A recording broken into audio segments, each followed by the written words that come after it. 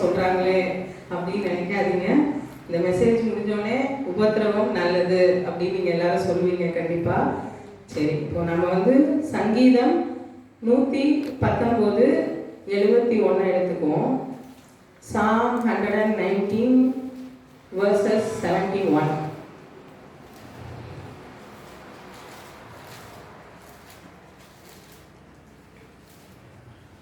நான் உபத்திரவப்பட்டது எனக்கு நல்லது, அதனால் உமது பிரமாணங்களை கற்றுக்கொள்கிறேன்.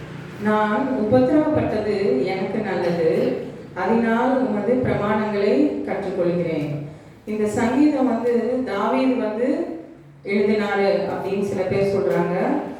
சில புது கமெண்டேட்டர்ஸ் என்ன சொல்றாங்கன்னா, எஸ்ரா இல்லைன்னா அவங்களோட டிசைபிள்ஸ் நெகேமியாவோட காலத்துல இந்த சங்கீதத்தை எழுதியிருக்கலாம் அப்படின்னு சொல்றாங்க. அவங்க எல்லாம் எதை குறிச்சு எழுதியிருக்கிறாங்கன்னா, உபத்திரவத்தின் மத்தியில தான் அதை எழுதியிருக்கிறாங்க. அது நல்லது. ஏன் நல்லது? உடைய பிரமாணங்களை கற்றுக்கொள்கிறேன். ஸோ ஏன் இந்த உபத்திரவம் நல்லது அப்படின்றது நம்ம பார்க்க போகிறோம். இப்போ இங்கிலீஷில் நான் வாசிச்சேன். Psalm 119:71. It is good for me that I have been afflicted, that I might learn thy statutes. So நான் அதே அர்த்தம் தான். ஸோ நம்ம கண்களை மூடி ஒரு நிமிஷம் செபிப்போம். ஆண்டவரே தேவனே, அப்பா, இந்த நல்ல பகல் வேலைக்காக உங்களுக்கு நன்றி செலுத்துகிறோம். கர்த்தாவே, என்னையும் கர்த்தர் நீங்கள் இந்த இடத்துல அழைத்து வந்ததற்கு ஒரு நோக்கம் உண்டு என்று நான் விசுவாசிக்கிறேன் தகப்பனே. இந்த வார்த்தைகள் இங்கே வந்திருக்கிறவர்கள் எல்லோருக்கும் அப்பா ஒரு பிரயோஜனப்பட, அவருடைய வாழ்க்கையை மாற்ற, அப்பா இந்த வசனங்களை புது விதத்திலே அவர்கள் எடுத்துக்கொள்ள, தங்களுடைய ஜெப வாழ்க்கையிலும் இனி வருகிற வாழ்நாள் முழுவதும் அப்பா ஒரு புது விதமாய் இடத்திலே ஜெபிக்கிற கிருபையை கர்த்தர் கொடுக்கும்படியாக ஜெபிக்கிறேன். ஆமென். எல்லாரும் உட்கார்ந்துக்கலாம்.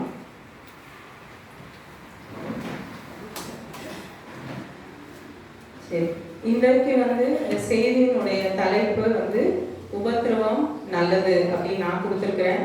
நீங்க எதனாலும் கொடுத்துக்கலாம். Afflictions are good.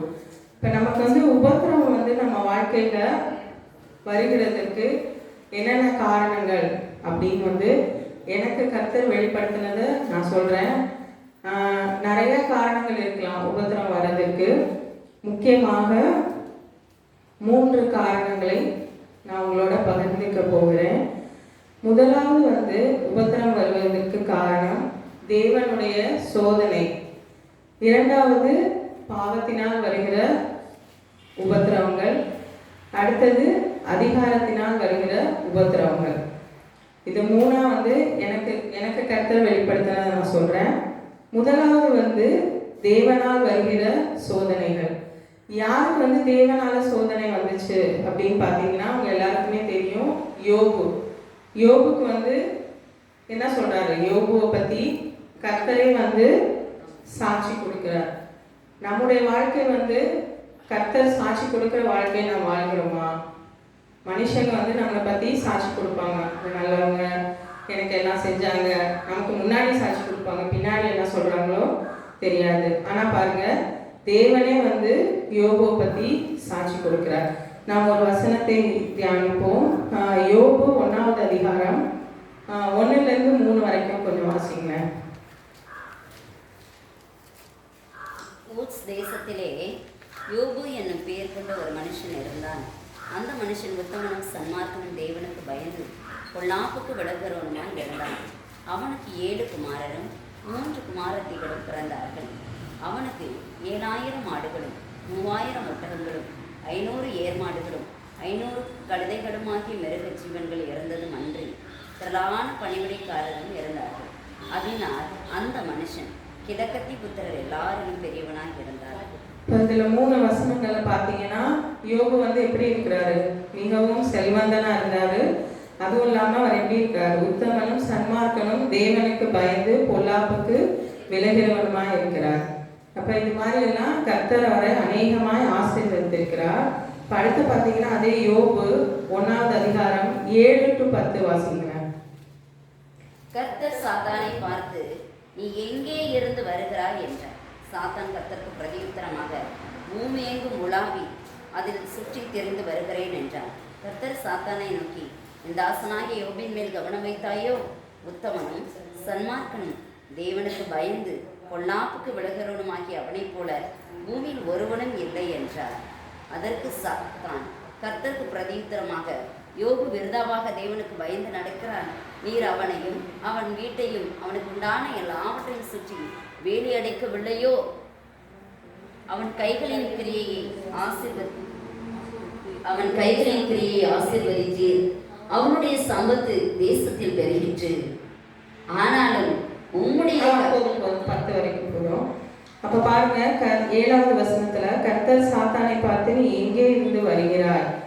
அதுக்கு சாத்தான் என்ன சொல்றான்? சாத்தான் கர்த்தருக்கு பிரதியுத்தரமாக, பூமி எங்கும் உலாவி அதில் சுற்றி திரிந்து வருகிறேன். யோபு வீட்டுக்கு போயிட்டு வந்தேன்னு சாத்தான் சொன்னானா?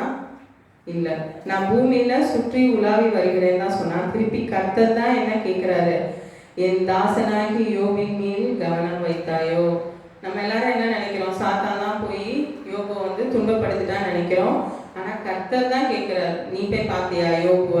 சாத்தான் ஆரம்பிக்கல, கர்த்தர் தான் ஆரம்பிச்சு என் தாசனாகி யோபின் மேல் கவனம் வைத்தாயோ.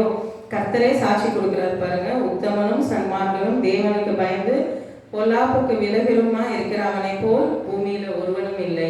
இப்படி கர்த்தர் நம்மளை பத்தி சாட்சி கொடுக்குற வாழ்க்கையை நாம் வாழ்கிறோமா? நீங்க தான் நம்மளை நாமே சோதித்து அறிந்து கொள்ளணும்.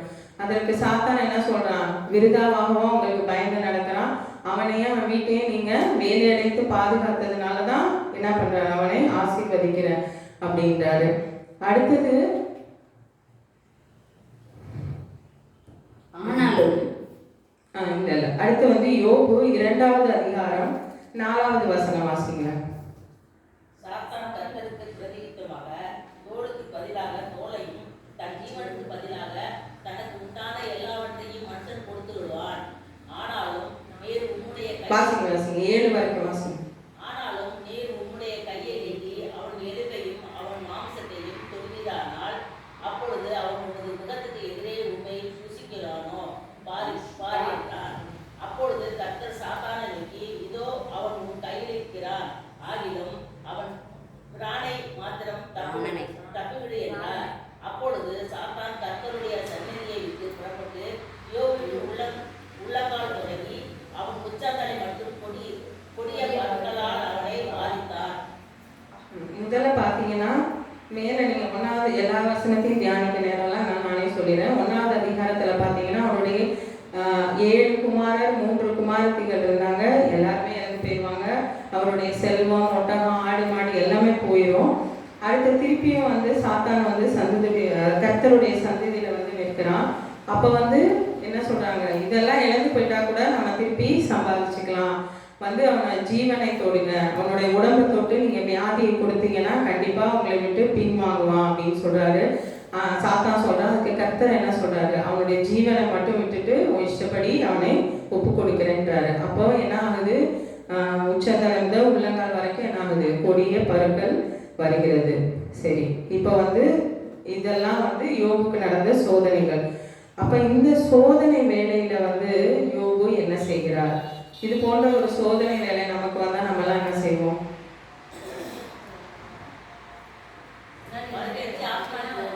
ஹாஸ்பிட்டலுக்கு போவோம். என்ன நினைப்போம்? என்ன நம்ம எப்ப பார்த்தாலும் ப்ரேயர் பண்றோம், இது பண்றோம், ஏன் நமக்கு வருது? நம்ம நிறைய நேரங்கள்ல நம்மளுடைய பிரச்சனைகள்ல ஏன் ஏன் ஏன் ஏன் ஏன் கேள்வியா கேட்டுட்டு இருக்கிறோம். எதனால அப்படின்னு நம்ம சில பிரச்சனைகளை யோசிக்கணும்.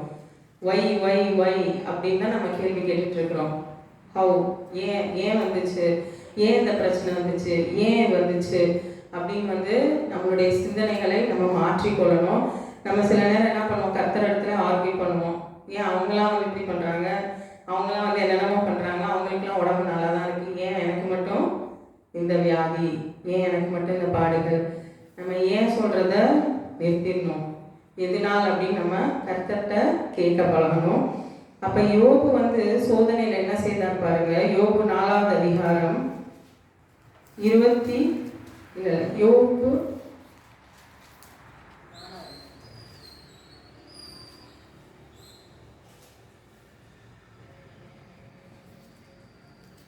யோபு 1வது அதிகாரம் 22வது வசனம் பாருங்க. இவை எல்லாவற்றிலும் யோபு பாவம் செய்யவில்லை, தேவனை பற்றி குறை சொல்லவும் இல்லை. இவ்வளோ நடந்த பிறகும் என்ன பண்றான்? அவன் எதுவுமே பாவம் செய்யவும் இல்லை, யோபுவை பற்றி குறை சொல்லவும் இல்லை. அடுத்தது வந்து யோபு 2:9 அதிகாரம் வசனம். அப்பொழுது அவன் மனைவி அவனை பார்த்து, நீர் இன்னும் உடைய உத்தமத்தில் உறுதியாய் நிற்கிறீரோ, தேவனை தூஷித்து ஜீவனை விடும் என்றான். 10வது வசனம் வாசிங்க. அதற்கு அவன், நீ பைத்தியக்காரி பேசுகிறது போல் பேசுகிறாய். தேவன் கையிலே நன்மை பெற்ற நாம் தீமையும் பெற வேண்டாமோ என்றான். இவைகள் எல்லாவற்றிலும் யோபு தன் உதடுகளினால் பாவம் செய்யவில்லை. அப்ப பாருங்க, அவங்க எல்லாரும் இறந்து போயிட்டாங்க. கூட இருக்கிறது மனைவி மாத்திரம்தான். அவங்க மனைவியும் ஆறுதலான வார்த்தைகளை சொல்றாங்களா? இல்ல, நீ ஏன் என்ன உயிரோட இருக்கிற, தேவனை தூஷித்து விடும். அப்ப நீங்க எல்லாரையும் எடுத்துட்டாங்க, ஏன் மனைவியை மட்டும் வச்சிருக்கிறாங்க? யாராவது யோசிச்சிங்களா? இந்த மாதிரி கேள்வி கேட்கதான் மனைவியை வச்சிருக்காங்க. அப்ப வந்து பார்த்து நம்ம வீட்லயே இந்த மாதிரி தேவையில்லாதவங்க நிறைய பேர் இருப்பாங்க, கேள்வி கேட்டுக்கிட்டு.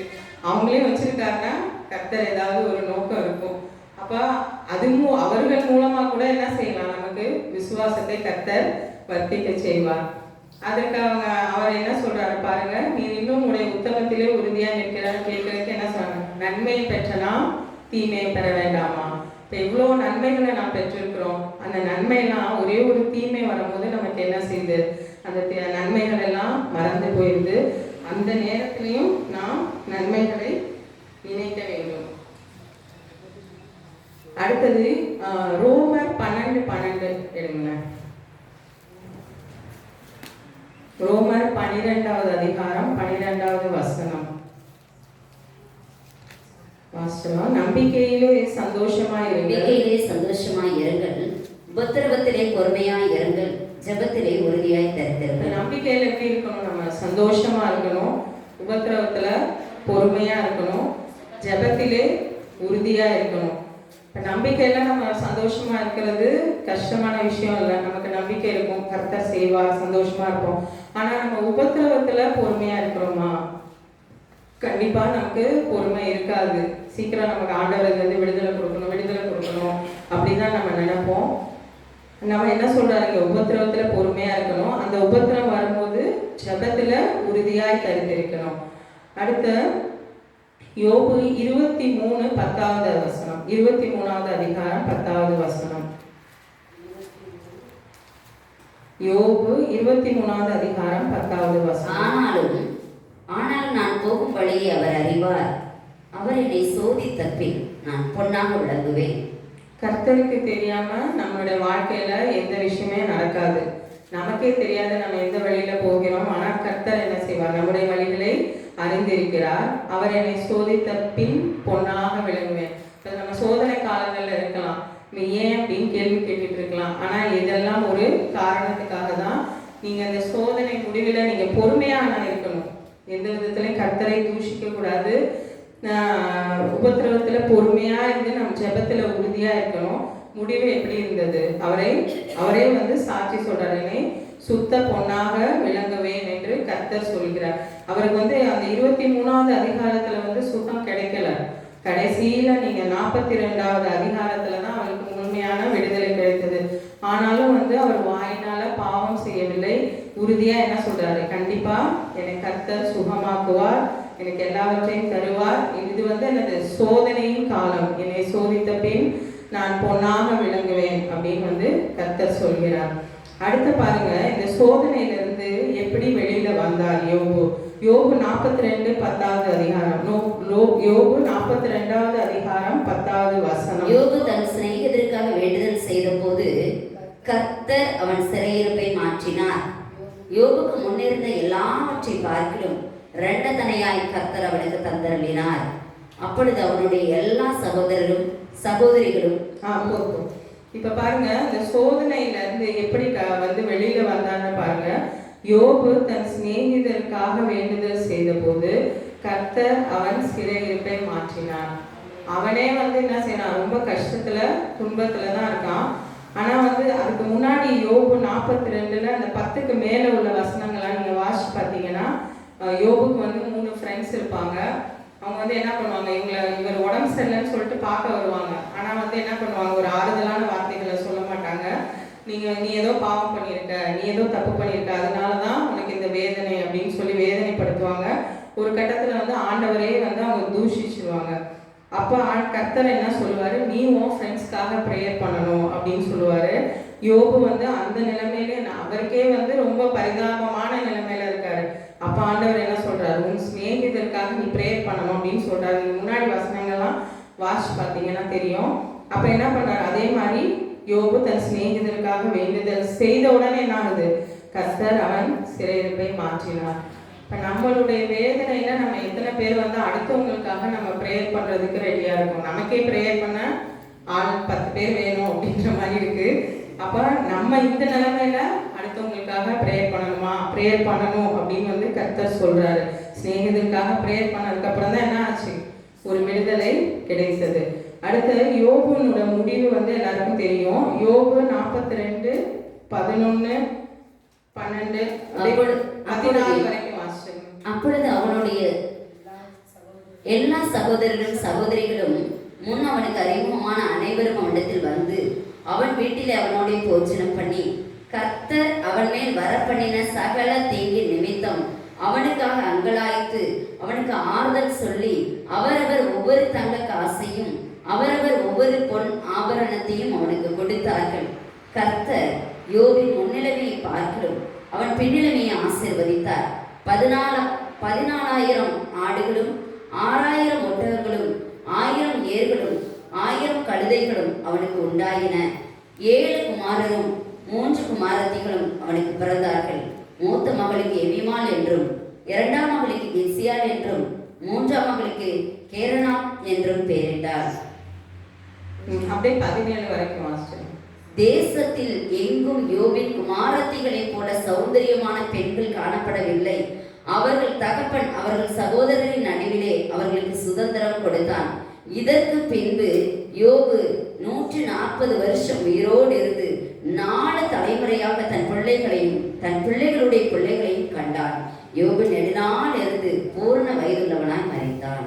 அப்ப இந்த சோதனை முடிவு எப்படி பாருங்க, ஒரு பெரிய ஆசீர்வாதம். 11வது வசனத்துல பாருங்க, அப்பொழுது அவனுடைய எல்லா சகோதரரும் சகோதரியும் அறிமுகமான அனைவரும் அவனிடத்துல வந்து.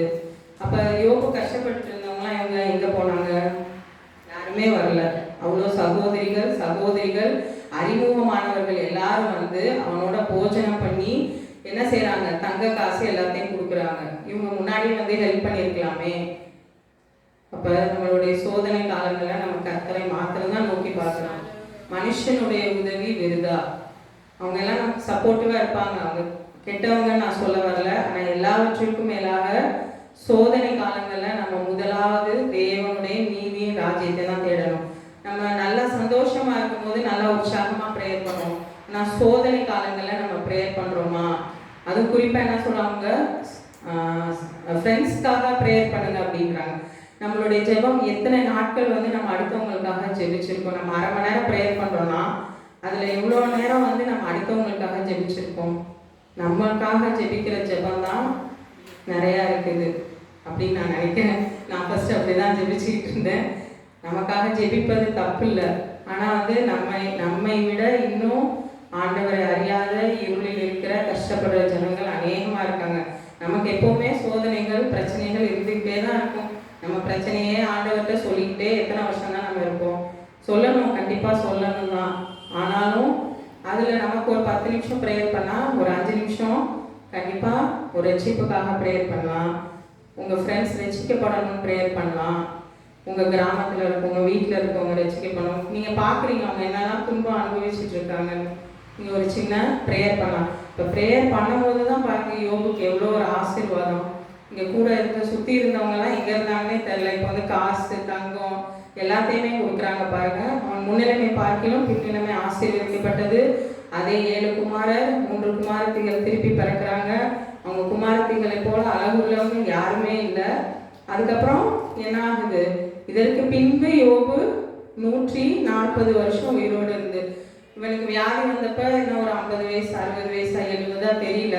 ஆனா இதுக்கு அப்புறமா எத்தனை வருஷம் இருந்திருக்கிறான், 140 வருஷம் உயிரோடு இருந்திருக்கிறான். 4 தலைமுறை பிள்ளைகளை பார்த்திருக்கிறான். அதுக்கப்புறம் எத்தனை நாள் தெரியல, நெடுநாள் இருந்து பூரண வயதுள்ளவனாய் மரித்தான்.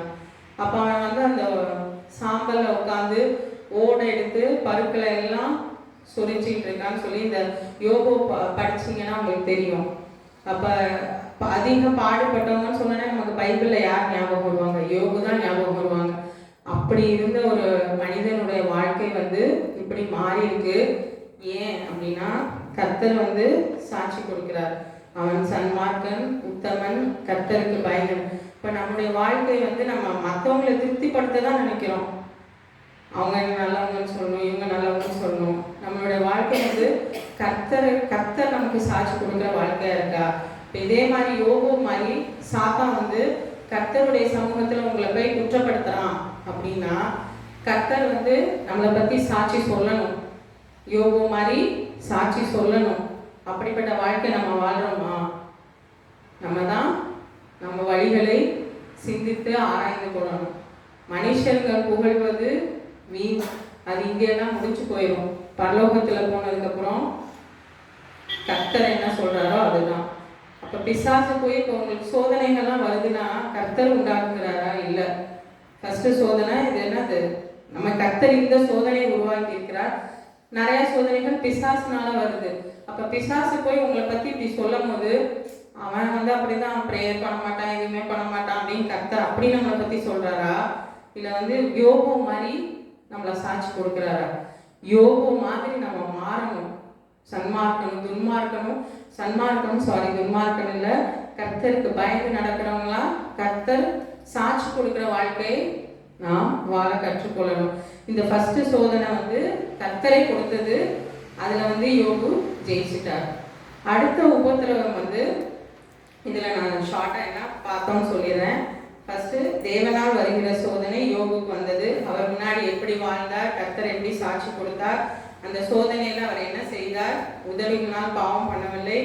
அப்புறம் என்ன பண்ணுறாரு, கர்த்தர் சொன்ன மாதிரி அவர் ஃப்ரெண்ட்ஸ்க்காக ஜெபித்தார், விடுதலை பெற்றுக்கொண்டார். முடிவு வந்து சம்பூர்ணமாய் மாறிற்று. இது தேவனால் உண்டாக்கப்பட்ட உபத்திரவம்.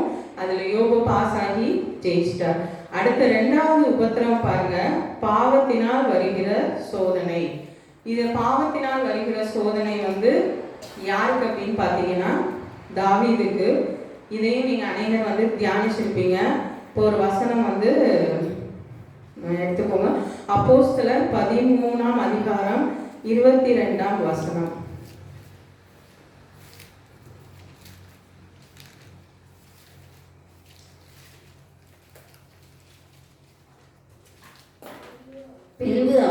பின்பு அவர் அவனை தள்ளி தாவீதை இவர்களுக்கு ராஜாவுக்கு ஏற்படுத்தி, ஈசாயின் குமாரனாகிய தாவீதை என் இருதயத்துக்கு ஏற்றவனாக கண்டேன், எனக்கு சித்தமானவைகளை எல்லாம் அவன் செய்வான் என்று அவனை குறித்து சாட்சியும் கொடுத்தார். போதும். இப்போ அடுத்தது பாருங்க, ஃபர்ஸ்ட் யோபு குறித்து ஆண்டவர் வந்து சாட்சி கொடுத்தார் சாத்தானுக்கு.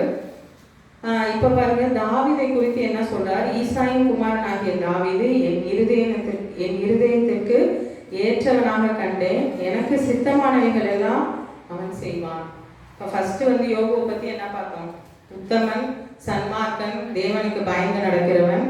இங்க தாவீதை குறித்து என்ன சாட்சி கொடுக்கிறார்? என் இருதயத்திற்கு ஏற்றவன், எனக்கு சித்தமானவைகள் எல்லாம் செய்வான். இப்போ நாம வந்து கர்த்தருக்கு ஏற்றவராக இருக்கிறோமா? அவருக்கு சித்தமானவைகளை செய்கிறோமா? நிறைய நேரங்களில் நமக்கு பிடிச்சதை தான் செய்கிறோம். நமக்கு பிடிச்சதை செஞ்சுட்டு ஆண்டவரே எனக்கு இந்த ஜெபத்துக்கு பதில் கொடுங்க, எனக்கு கொடுங்க அப்படின்னு சொல்கிறோம். நம்ம ஏதாவது ஒரு காரியத்தை வந்து நம்ம கேட்கும் முன்னாடி என்ன செய்யணும்? இது கர்த்தருக்கு சித்தமா, இது கர்த்தருக்கு பிரியுமா? நம்முடைய வழிகள் அவருடைய வழிகள் அல்ல. அப்போ நமக்கு வந்து அது நல்ல வழியாக தோன்றும். ஆனால் கர்த்தர் வந்து அவருடைய வழி அல்ல. ஆனால் அவருடைய வழி வந்து நிச்சயமாக தீமையாக இருக்காது, நன்மையில் தான் முடியும். அப்போ நம்ம தாவீதை போல இங்கேயும் தாவீதை பற்றி ஆண்டவரே சாட்சி கொடுக்கிறார்.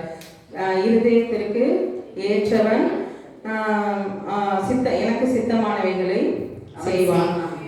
1 சாமுவேல் 16வது அதிகாரம் 13வது வசனம் எடுத்துக்கோங்க. 1 சாமுவேல் 16வது அதிகாரம் 13வது வசனம்.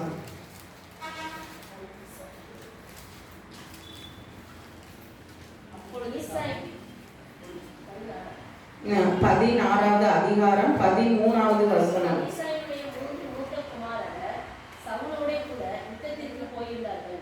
யுத்தத்திற்கு போயிருந்த அவனுடைய 3 குமாரரில் மூத்தவனுக்கு எலியாப் என்றும், 2ஆம் குமாரனுக்கு அபினதாப் என்றும், 1 சாமுவேல் யோனத்தான் 1 சாமுவேல் 16வது அதிகாரம் 13வது வசனம்.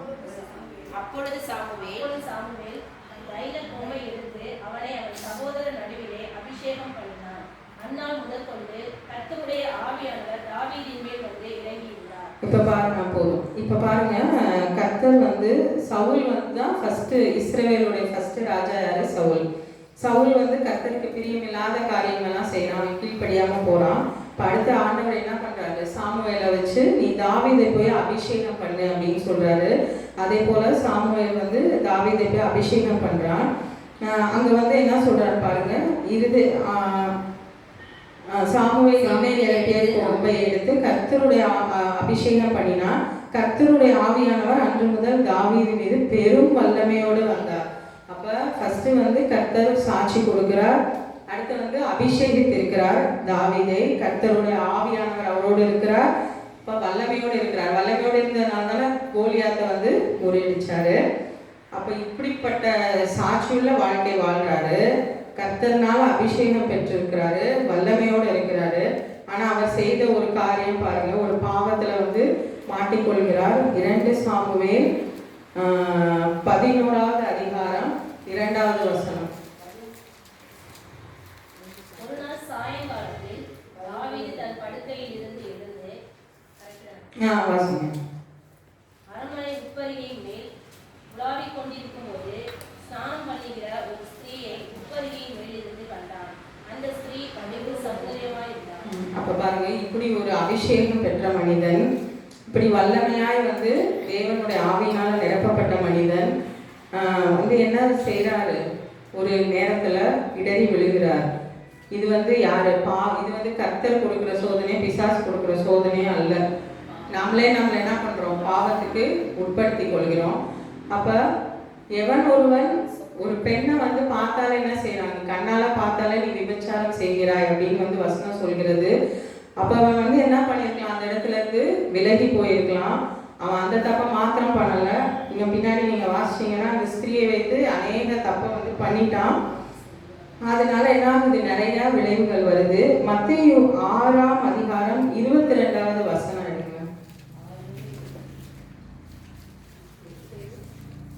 மத்தேயு 6ஆம் அதிகாரம் 20. கண்ணானது சரீரத்தின் விளக்காய் இருக்கிறது. உன் கண் தெளிவாய் இருந்தால் உன் சரீரம் முழுவதும் வெளிச்சமாய் இருக்கும். உன் கண் போதும். நம்மளுடைய சரீரத்திற்கு விளக்கு எது சொல்லுங்க? கண் தான். நம்ம வந்து கண்ணை எப்படி வச்சுக்கணும்? ஒரு விளக்கு மாதிரி வச்சுக்கணும். இப்ப தாவீது வந்து எதனால பாவம் செய்தான்? கண்கள்னால பார்த்ததுனால தான் அந்த இச்சையின் பாவம் அவனுக்குள்ள வந்தது. இப்ப என்ன செய்யணும்? கண்ணானது சரீரத்தின் விளக்காய் இருக்கிறது. உன் கண் தெளிவாய் இருந்தால் உன் சரீரம் முழுவதும் வெளிச்சமா இருக்கும். அப்ப நம்ம பார்க்கறது தெளிவா இருந்துச்சுன்னா நம்ம சரீரம் முழுவதும் எப்படி இருக்கும்? வெளிச்சமா தான் இருக்கும். இப்ப எங்க இருந்து பாவம் ஆரம்பிக்குது?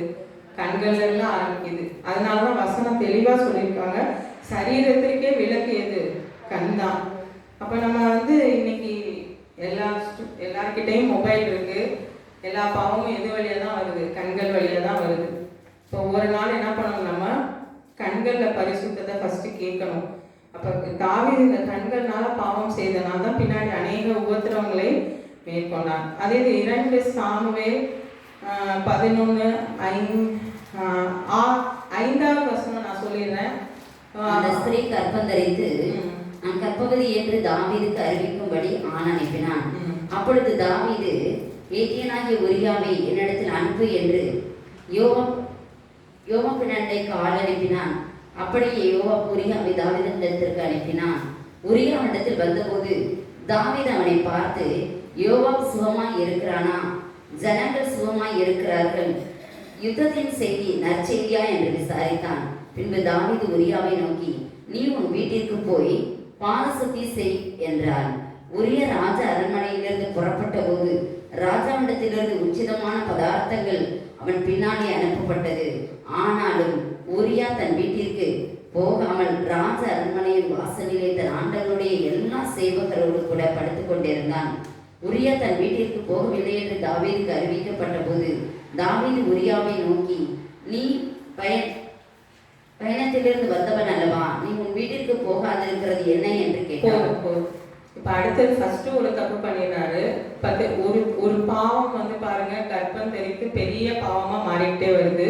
அடுத்து என்ன பண்றாரு, அவர் வந்து உரியான்ற அவங்க இராணுவத்தில் இருக்கிற ஒருத்தரோட ஒய்ஃப் தான் அந்த பத்சேபாள். அவங்க என்ன பண்றாரு, அவர் வேணும்னே வந்து அவர் கர்ப்பம் ஆயிட்டா அப்படின்னு தெரிஞ்ச உடனே வேணும்னே என்ன பண்றாரு, அந்த போர்க்களத்துல இருந்த உரியாவை வீட்டுக்கு வர சொல்லி, நீ வீட்டுக்கு போ, இந்த குழந்தை வந்து உரியாவோடது தான், நம்மளோடதுன்னு வந்து பழி வந்துடக்கூடாது அப்படின்னு சொல்லி அவனை வற்புறுத்தி வீட்டுக்கு அனுப்புறாரு. ஆனா உரியா வந்து என்ன செய்யறான், அவன் தாவீதுக்கு ஃபெய்த்ஃபுல்லா இருக்கான். நான் வந்து இது போர்ல இருந்து வந்திருக்கிறேன், இப்ப போய் நான் என் வீட்டுக்கு போவேனா, நான் சந்தோஷமா இருப்பேனா, அவன் தாவீதுக்கு வந்து ஃபெய்த்ஃபுல்லா இருந்திருக்கிறான். அப்பயும் வந்து தாவீதோட மனசு மாறல. திருப்பி அவன் தப்பு பண்ணிக்கிட்டே இருக்கிறான், அவன் பாவத்தினால தப்பு பண்ணிக்கிட்டே இருக்கிறான். அடுத்து வந்து 17வது வசனம் பாருங்க, அதுல 17 வாசிங்க.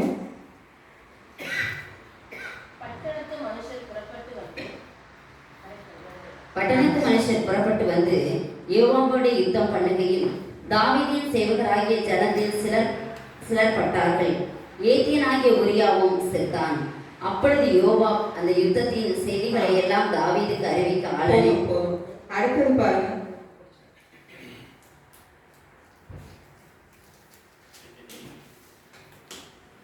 அடுத்த ஃபர்ஸ்ட் உரியாவை வந்து அனுப்பிச்சு பார்த்தாரு, அவன் வீட்டுக்கு போகவே இல்லை. அடுத்தது என்ன பண்றாரு, உரியாவே போர்க்களத்துல வச்சு நீங்க எல்லாரும் எனிமீஸ் வரும்போது நீங்க கூட வராம என்ன பண்ணுங்க, உரியாவை கொன்றுங்க போர்க்களத்துல அப்படின்னு சொல்லி அனுப்பி அவனும் செத்து போயிடலாம். இப்போ ஃபர்ஸ்ட் கண்கள் ஆரம்பிச்ச பாவம் கொலை வரைக்கும் வந்துச்சு பாருங்க.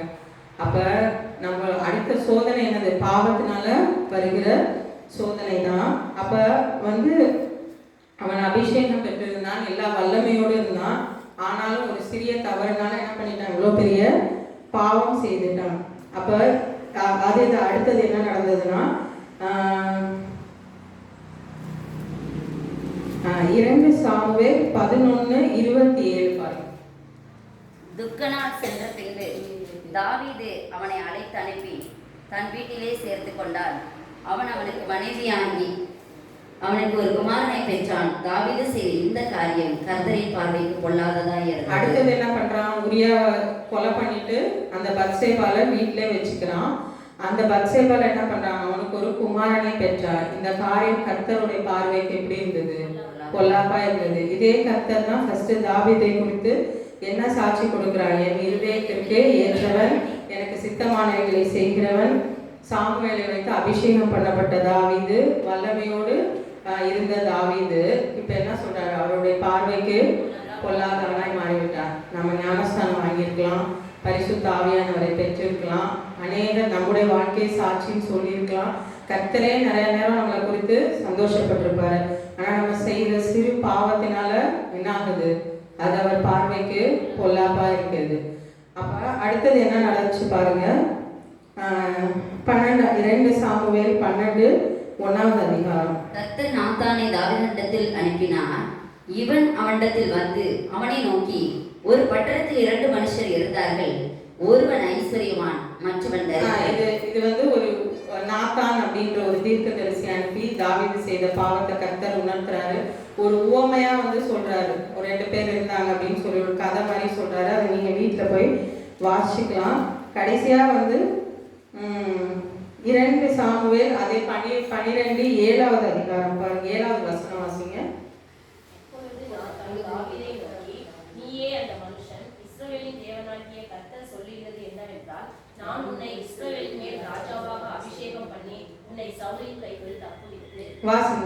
உன் ஆண்டவனுடைய வீட்டை உனக்கு கொடுத்து உன் ஆண்டவனுடைய ஸ்திரீகளையும் உன் மடியிலே தந்து இஸ்ரவேல் வம்சத்தையும் யூதா வம்சத்தையும் உனக்கு கையளித்தேன்.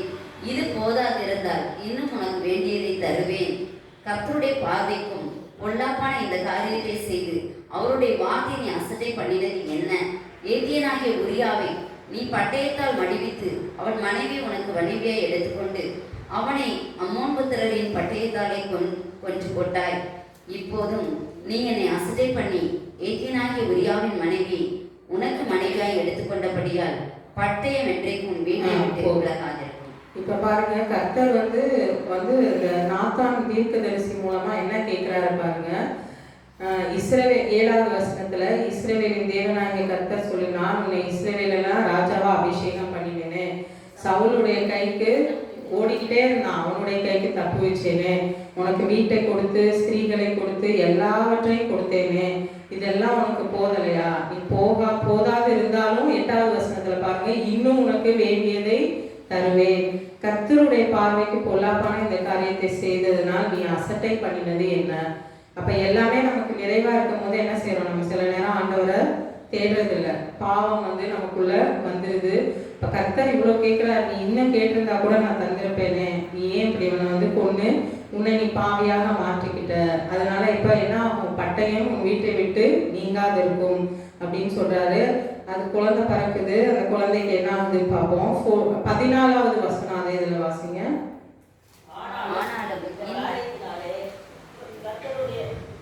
கர்த்தருடைய சத்துருக்கள் தூசிக்க நீ காரணமாயிருப்பானால் உனக்கு பிறந்த பிள்ளை நிச்சயமாக சாகும் என்று சொல்லி நாத்தான் தன் வீட்டுக்கு போய்விட்டான். 15 வாசிங்க.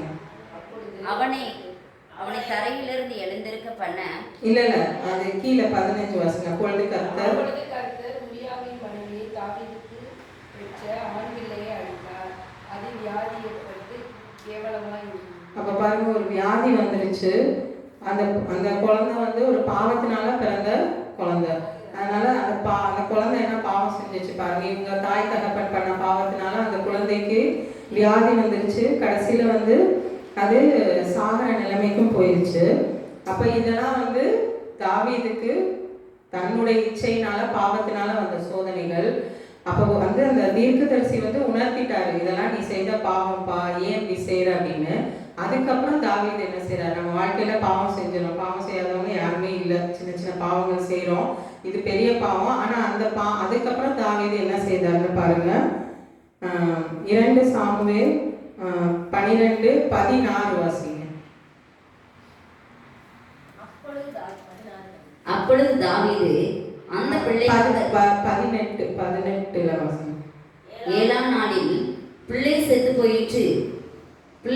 போயிற்று என்று தாவீதின் ஊழியக்காரர் அவனுக்கு அறிவிக்க ஐயப்பட்டார்கள். பிள்ளை உயிரோடு இருக்கையில் நாம் அவரோட பேசுகிற போது அவர் நம்முடைய சொல் கேட்கவில்லை. பிள்ளை செத்து போயிற்று என்று அவரோட எப்படி சொல்லுவோம்? அதிகமாக வியாகுலப்படுவாரே என்று பேசிக்கொண்டான். தாவீது தன் ஊழியக்காரர் ரகசியமாய் பேசிக் கொள்ளுகிறதை கண்டு பிள்ளை செத்து போயிற்று என்று அறிந்து தன் ஊழியக்காரனை நோக்கி, பிள்ளை செத்து போயிற்றோ என்று கேட்டான். செத்து போயிற்று என்றார்கள். அப்பொழுது தாவீது தரையை விட்டு எழுந்து ஸ்நானம் பண்ணி எண்ணெய் பூசிக்கொண்டு தன் வஸ்திரங்களை மாற்றி கர்த்தருடைய ஆலயத்தில் பிரவேசித்து பணிந்து கொண்டு தன் வீட்டுக்கு வந்து போஜனம் கேட்டான்.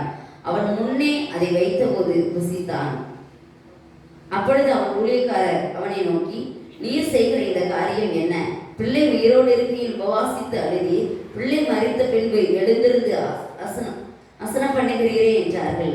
அதற்கு அவன், பிள்ளை இன்னும் உயிரோடு இருக்கையில் பிள்ளை பிழைக்கும்படிக்கு கர்த்தர் எனக்கு இறங்குவாரோ எப்படியோ யாருக்கு தெரியும் என்று உபவாசித்து அழுதேன். அது மரித்திருக்கிற இப்போது நான் உபவாசிக்க வேண்டியது என்ன? இனி ஏன் அதை நான் அதை திருப்பி வர பண்ணக்கூடுமோ? நான் அதனிடத்துக்கு போவேனே அல்லாமல் அது என்னிடத்துக்கு திரும்பி வரப்போகிறது இல்லை என்றான். இப்போ சோதனை வந்துருச்சு, அந்த குழந்தை ஒரு டிசீஸ் வந்துருச்சு. அப்போ தாவீது என்ன செய்யறாரு பாருங்க. அவர் வழக்கத்தின்படியே என்ன நம்மலாம் உபவாசம் பண்ணி ப்ரேயர் பண்ணுவோம், அதே மாதிரி தாவீதும் உபவாசம் பண்ணி ப்ரேயர் பண்றாரு. ஆனா அவங்க என்ன சொல்றாங்க, அந்த பிள்ளை மரிச்சு போயிடுச்சு. அதை அங்க வேலை செய்யறவங்க எல்லாம் சொல்றதுக்கு பயப்படுறாங்க, இவர் எப்படி ஏத்துக்குவாரோ, இவர் இவ்வளவு ப்ரேயர் பண்ணிட்டு இருக்காரு. ஆனா அதை காதுல கேட்டவுடனே தாவீது என்ன செய்யறாரு, அவர் எழுந்து ஸ்நானம் பண்ணி வஸ்திரத்தை எல்லாம் இது பண்ணிட்டு நல்லா சாப்பிட்டுட்டு இருக்காரு. அப்ப அந்த ஊழியக்காரங்க எல்லாம் கேட்கறாங்க, நீங்க உயிரோடு இருக்கையில இப்படி ப்ரேயர் பண்ணிட்டு இருந்தீங்க, இப்ப செத்து போயிட்டாங்கன்னு சொன்னோன்னே இப்படி இருக்கீங்களே அப்படின்னு கேட்கறாங்க. அது 22ஆம் வசனத்துல பாருங்க, உயிரோடு இருக்கையில் பிள்ளை பிழைக்கும்படிக்கு கர்த்தர் எனக்கு இறங்குவாரோ. அப்ப உயிரோடு இருக்கும் போது இறங்குவாரோ இல்லையோன்னு எனக்கு தெரியாம இருந்தது. இப்போ மறிச்சு போயிடுச்சு, இனிமேல் நான் என்ன செய்ய முடியும்? நான் தான் அந்த பிள்ளைங்க இடத்துக்கு போக முடியும், அந்த பிள்ளை என்கிட்ட வராது. அப்போ சில நேரங்கள் நம்ம வந்து பிடிவாதமாக நம்ம பாவமே பண்ணியிருந்தாலும் நம்ம ஜெபம் பண்ணிக்கிட்டே இருக்கிறோம், கர்த்தர் எனக்கு இதை செய்யணும் செய்யணும் செய்யணும்னு. இப்போ கர்த்தர் நம்முடைய ஜெபம் கர்த்தருக்கு பிரியமானதாக இருக்குதா? இப்போ இந்த தாவீது வந்து இது தப்பான வழியில் வந்து பிறந்த ஒரு குழந்தை தான், அது வந்து பிழைக்கணும் அப்படின்னு தாவீது மன்றாடி ஜெபித்துக்கிட்டே இருக்காரு. ஆனால் அதுக்கு பதில் கிடைச்சிச்சா? கண்டிப்பாக இல்லை. நம்முடைய ஜெபங்கள் சிலருக்கு பதில் கிடைக்கலன்னா ஏன் அப்படின்னு நம்மளே நம்ம சோதித்து அறியணும். நம்ம பிடிவாதமாக கொடுங்க கொடுங்க கொடுங்க அப்படின்னு கேட்டுக்கிட்டே இருக்கிறோம். ஆனால் ஏன் அந்த காரணம்? சிலது கர்த்தருக்கு பிடிக்காத காரியத்தை கேட்டால் அவர் எப்படி கொடுப்பாரு? அதனால் அதை உணர்ந்துட்டான் தாவீது. அவன் எழுதி வழக்கத்தின் போல எல்லா வேலையுமே செய்கிறான்.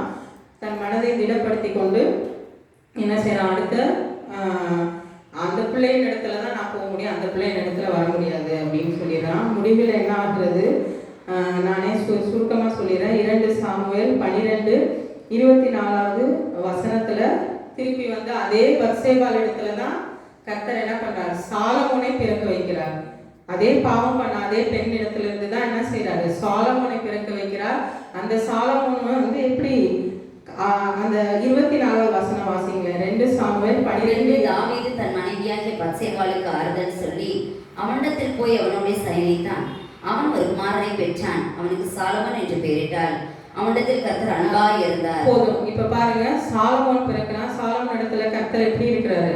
அன்பா இருக்கிறார். ஆனா இதுக்கு முன்னாடி வந்து அவன் செய்த காரியம் கர்த்தருக்கு பொல்லாப்பா இருந்தது. அப்ப நம்ம செய்யற காரியம் வந்து கர்த்தருக்கு பிரியமானதா இருக்குதா அப்படின்னு தான் நம்ம எல்லா காரியத்திலையும் பார்க்கணும். அது பாவம்னால கர்த்தருக்கு பிடிக்கல. அதே பெண் தான், அதே தாவீது தான். திருப்பி ஒரு குழந்தை பிறகுது, சாலமோன். அவனிடத்துல கர்த்தர் அன்பா இருக்கிறார். இதே சாலமோனை வைத்து தான் அவருடைய ஆலயத்தை கட்டுகிறார். அவர் மாதிரி அவரை பற்றி உங்களுக்கு எல்லாருக்கும் தெரியும், ஞானத்துல சிறந்தவராக இருந்தாரு. அவருடைய அந்த டைம்ல வந்து யுத்தமே இல்லை, எல்லாரும் அமைதியா ரொம்ப சந்தோஷமா இருந்தாங்க.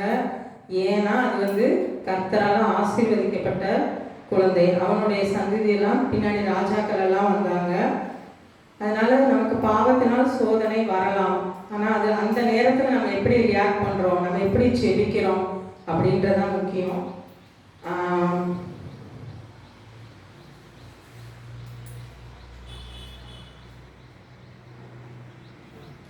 அப்ப நம்ம ஃபர்ஸ்ட் பார்த்தது வந்து உபத்திரவம் யோபுக்கு தேவனால் அனுமதிக்கப்பட்டது. இரண்டாவது வந்து தாவீதுக்கு பாவத்தினால் அனுமதிக்கப்பட்டது. நமக்கு எல்லாம் உபத்திரவம் வருது. ஆனா வந்து நம்ம வந்து ஒரு நிமிஷம் ப்ரேயர் பண்ணணும் கர்த்தருடைய சமூகத்துல. இது ஏன் இந்த உபத்திரவம் வந்துச்சு? நீங்க அனுமதிச்சிருக்கீங்களா? ஆண்டவரே, என்னை சுத்த பொண்ணாக நீங்க விளங்க செய்ய போறீங்களா? என்னை நான் ஒப்பு கொடுக்குறேன்.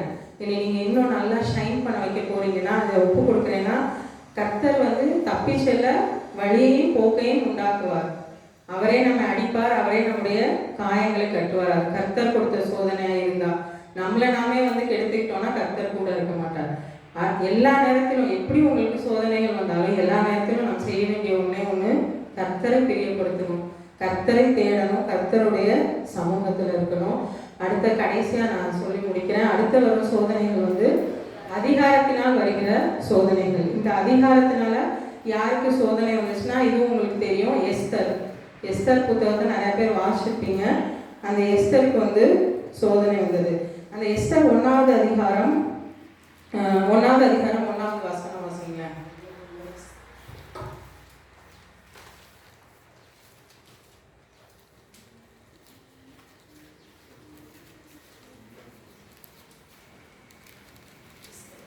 அறுநூற்றி 23வது பக்கம்.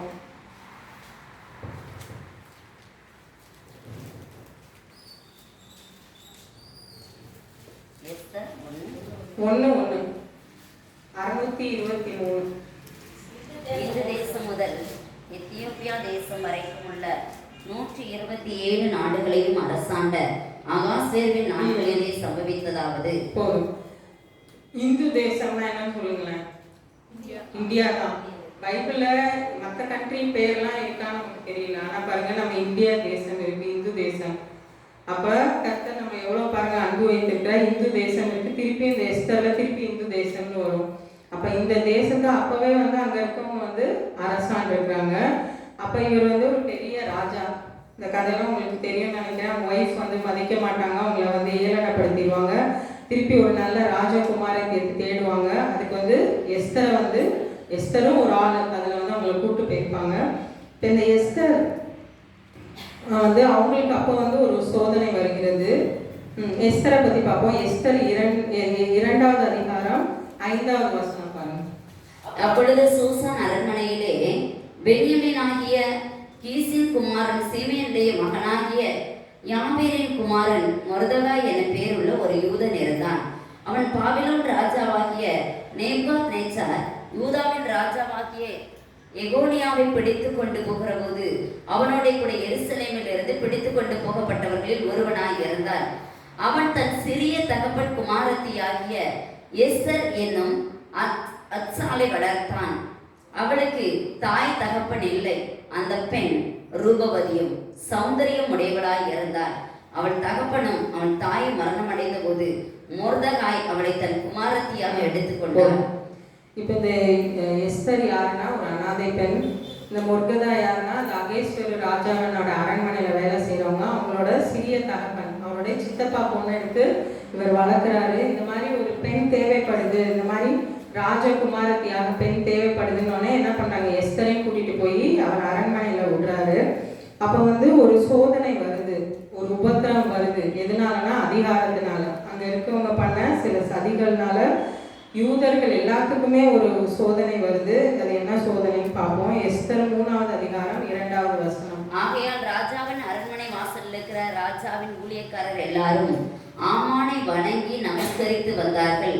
அவனுக்கு இப்படி செய்ய வேண்டும் என்று ராஜா கட்டளையிட்டு இருந்தான். ஆனாலும் மொர்தெகாய் அவனை வணங்கவும் இல்லை, நமஸ்கரிக்கவும் இல்லை. அப்பொழுது ராஜாவின் அரண்மனை வாசலில் இருக்கிற ராஜாவின் ஊழியக்காரர் மொர்தெகாயை பார்த்து, நீ ராஜாவின் கட்டளையை மீறுகிறது என்ன என்று கேட்டார்கள். இப்படி அவர்கள் நாளுக்கு நாள் அவனுடனே சொல்லியும் அவன் தங்களுக்குள்ளே செவி கொடாத போது தான் யூதன் என்று அவன் அவர்களுக்கு அறிவித்திருந்தபடியால் மொர்தெகாயின் சொற்கள் நிலை நிற்குமோ என்று பார்க்கிறது. அப்படியே 13வது வசனம் வாசிங்க. அதே 3வது அதிகாரம் 13.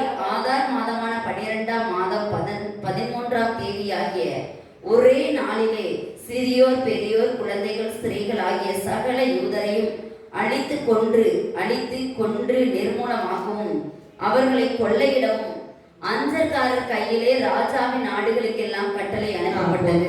இப்போ வந்து என்ன பண்றாரு, எஸ்தரை எடுத்து வளர்த்த மொர்தெகாய் வந்து அகேஸ்வரு அரண்மனையில வேலை செய்யறாரு. அங்க ஆமான் அப்படின்ற ஒரு படை எல்லாத்துக்கும் கெட்டு ஒருத்தன் இருக்கான். அவன் என்ன பண்றாங்க, நீங்க எல்லாரும் எழுந்து வணங்கணும் அப்படின்றாங்க. யூதர்கள் வந்து மனுஷன் முன்பாக தலை குனிய மாட்டாங்க, யெகோவா தேவனை மட்டும்தான் அவங்க வணங்குவாங்க. அதனால அவர் செய்யாம இருந்தோடனே ஆமானுக்கு வந்து கோபம் வந்துடுது. கோபம் வந்ததுனால ராஜாவின் இடத்துல தவறா சொல்லி என்ன பண்றாங்க, யூதர்கள் எல்லாத்தையும் நீங்க வந்து சாகடிக்கணும் அப்படின்னு சொல்லி ஒரு லா பாஸ் பண்றாங்க. இப்போ நம்ம தேசத்துல வந்து இது மாதிரி எத்தனை லாஸ் வந்து பாஸ் ஆயிருக்குன்னு தெரியுமா உங்களுக்குலாம்? மணிப்பூர்ல என்ன நடக்குதுன்னு தெரியுமா? காஷ்மீர்ல என்ன நடக்குதுன்னு தெரியுமா? பக்கத்து வீட்டில் என்ன நடக்குதுன்னே நமக்கு தெரியாது.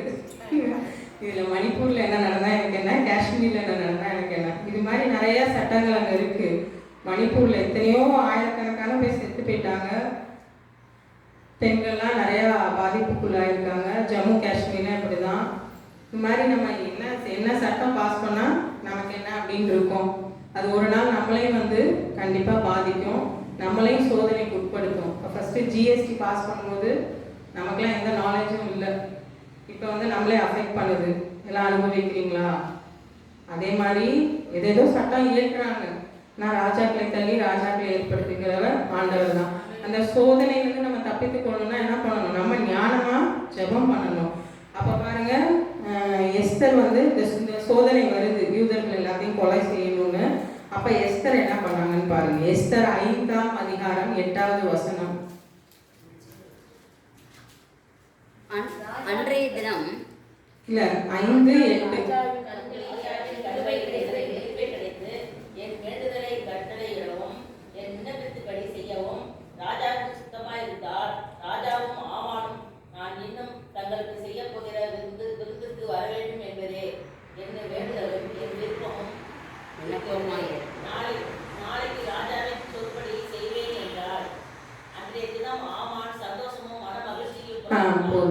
இப்போ என்ன செய்கிறாங்கன்னா, அந்த மொர்தெகாய் என்ன பண்ணுறாங்கன்னா, எஸ்தர் இடத்துல போய் சொல்கிறாங்க, இந்த மாதிரி ஒரு சட்டம் பாஸ் ஆயிருக்கு, நீ வந்து என்ன செய்ய போகிற, எல்லா யூதர்களையும் இந்த தேசத்தில் மட்டும் இல்லை 127 தேசத்துலையும் ஆளுகை செய்கிறான் அகாஸ்வேரு, நீ என்ன செய்ய போகிற அப்படின்னு கேட்குறாங்க.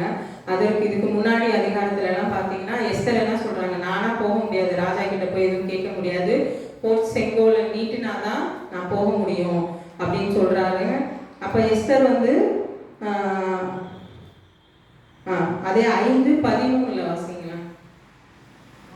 ஆனாலும் அந்த யூதனாகிய மொர்தெகாய் ராஜாவின் அரண்மனை வாசலில் உட்கார்ந்திருக்கிறதை நான் காணும் அளவும் அவை எல்லாம் எனக்கு ஒன்றும் இல்லை என்றார். அப்பொழுது இல்லை இருங்க.